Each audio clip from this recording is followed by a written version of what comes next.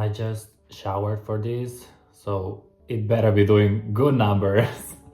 Because today I want to talk about the concept of being alone, how for some people it's so difficult, for some people it's really needed. And I feel like everyone in general should learn how to be alone, but I get it, it's a bit scary. So, yeah, this is my experience, especially this week. Like, long story short, I've been doing something every day of the week with people that I really love, and it's been amazing. But then this weekend I spent quite a lot of time on my own. This is not a complaint, this is just a fact. I like to be on my own, and even when I'm on my own, I'm always doing things. Even if it's solo, I can go to the gym, I can eat and watch the TV shows that I like with more time. I don't have to rush everything that I do during the week, and that's completely fine.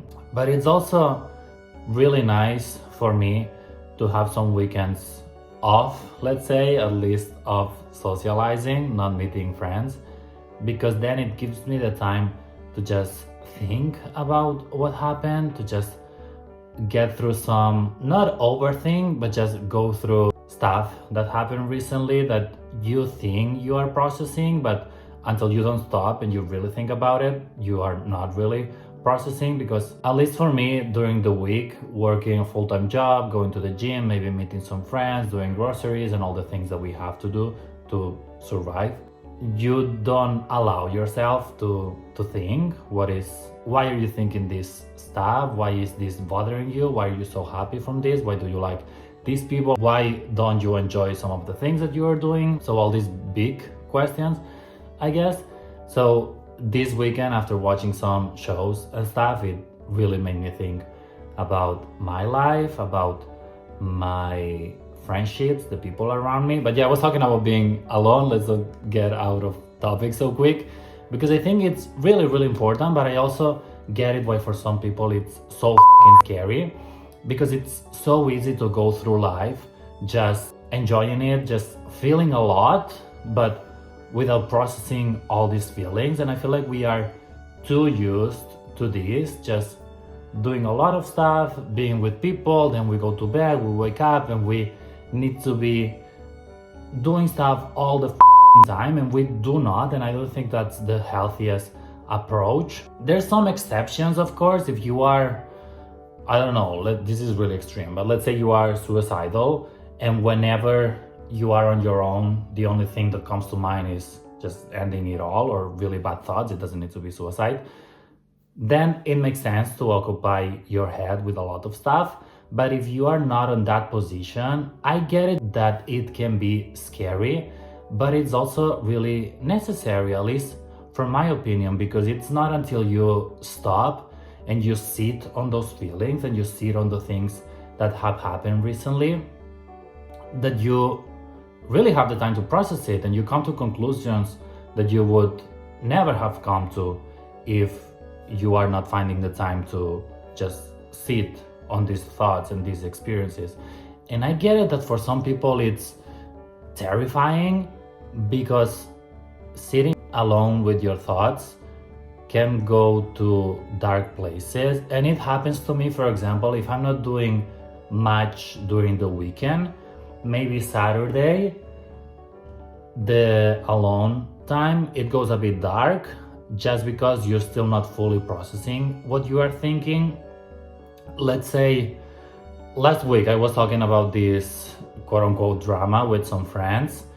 Let's say Saturday, on the first day, I will just focus on the negative things of this experience, and I will say, why are my friends doing this, why I'm not included, why are they not in, I don't know, all the shit stuff, but just the negative side.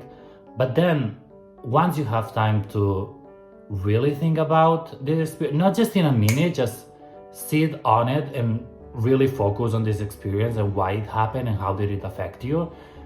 It's not until that moment that you realize that there must be other perspectives. Like, if they are your friends, I don't think they're doing this on purpose. If they are your friends, you can talk with them, you can communicate. If something is difficult, it doesn't mean that it's impossible, that you should not do it. It just means that it's gonna take a little bit more effort from you or from the other people, but being something being difficult doesn't mean it shouldn't happen or you shouldn't tackle it. So at least for me, what I was saying, maybe the first day of being on my own, it's more dark in a way, but once you, oh my god, my back is killing me. This is not a good way to film videos.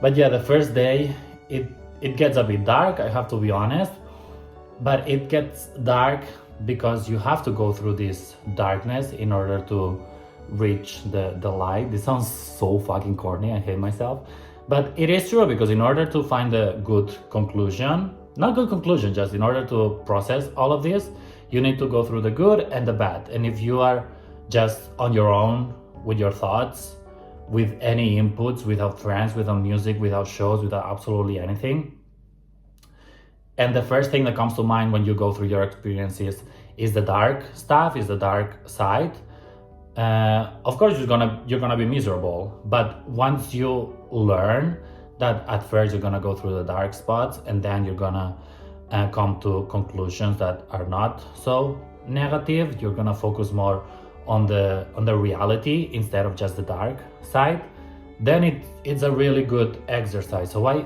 fully 100% understand why for some people it's so scary, so intimidating to be alone with your thoughts, because the first thing that comes to mind when I'm thinking about previous I think I turned this off. Fuck. 1 minute. Okay, I think we're back. I should really check if this works before filming, but too late now. So yeah, I was saying that what I was saying, I get it why it's really scary, because the first stuff that comes to mind are the dark memories, but once you go through those, then you go to the positive side. And again, I completely get it that each case is different, each person, each individual has a different path, a different journey. So it might be difficult, but as I was saying before, difficult doesn't mean impossible. So just try to do it. I don't know. At least for me, I really need it, because as an introvert and as a person that feels a lot, apparently being a Cancer, I'm really emotional. And now I know that I'm emotional, but when I was a bit younger, I feel like I was just suppressing all these feelings. I feel, at least in my mind, everyone is emotional, but there's just people who allow themselves to go through these feelings, and there's other people who decide to not process these feelings and just move on to the next thing and not sit on these thoughts. And I guess this is completely fine, but at least for me, I'm not afraid to make myself answer difficult questions, because I know that by the end I will come as a better version of myself, if that makes sense. And maybe for some people this is just boring and they don't want to hang out with people who ask this kind of stuff. But I feel like, at least for me, I found this balance of, I think I'm the shit. I think I'm pretty funny. I think I'm pretty amazing. But I also have the other side. So I have both. I can go deep and have really thoughtful conversations, but I also can keep it really simple, like not even scratching the surface, and just laugh about absolutely anything. And sometimes it's really easy to just keep it at this level, like not go deep at all and just making jokes and keep everything surface level. But it's really interesting to go to the other side. Again, a bit scary, intimidating, I completely get it, but really useful in a way, because if you are with people all the time and you are with people because you truly like it, like deep down on your core is the thing that you want to do all the time, just being with people, that's okay, I guess. But I feel like for most cases, you are with people all the time because you are afraid to be on your own, because your mind will go to dark places. So if that's the reason, maybe do the exercise, try to be by yourself, because you can do so many things just by yourself. And I feel like, personally, when I was in my 20s, feel like I was doing a lot of things all the time and I was kind of fooling myself. I was doing it because I was liking it and I was enjoying the process, but also because I didn't dare to be on my own because of what I just said. Your mind goes to places that you don't want to go.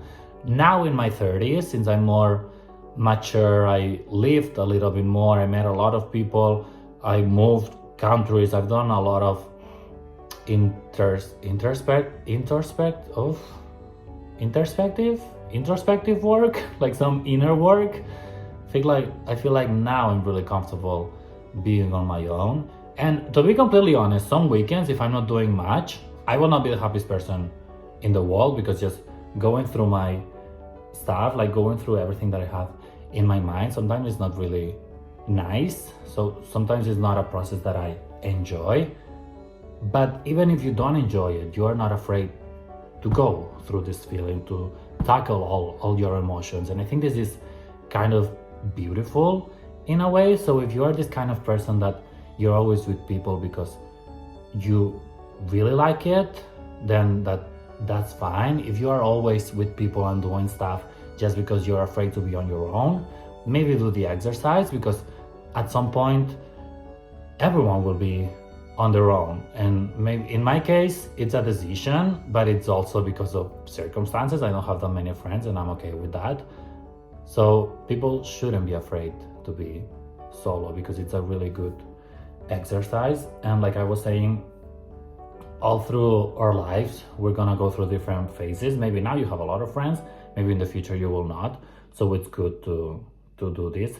And even when you are on your own and you're solo, it's really easy to just do things by yourself, and that's completely fine. And I do it and I will never stop doing it. But even if you have the options to do things on your own, it's really powerful to just sit on your feelings and all this stuff. I guess what I'm trying to say is meditate, but I don't really meditate that often. Maybe I do it when I really need it, when I have a lot of things in my head, not to the point where I am anxious, but almost reaching that level. So if I really need it, I will meditate. If not, I will just not do it and continue with my life. So yeah, don't be afraid to be solo. Do things on your own, but also sit on your feelings and, I don't know, let your mind just think. People say that the most creative work will happen when you are bored, when you are not focused on doing anything else, when you're on your own. And I feel like that's kind of true. So if you just make the exercise to be on your own, without music, without TV shows, without podcasts, without absolutely anything, just allow yourself to be bored, maybe something really interesting comes out after that. So I would really encourage everyone to do this exercise.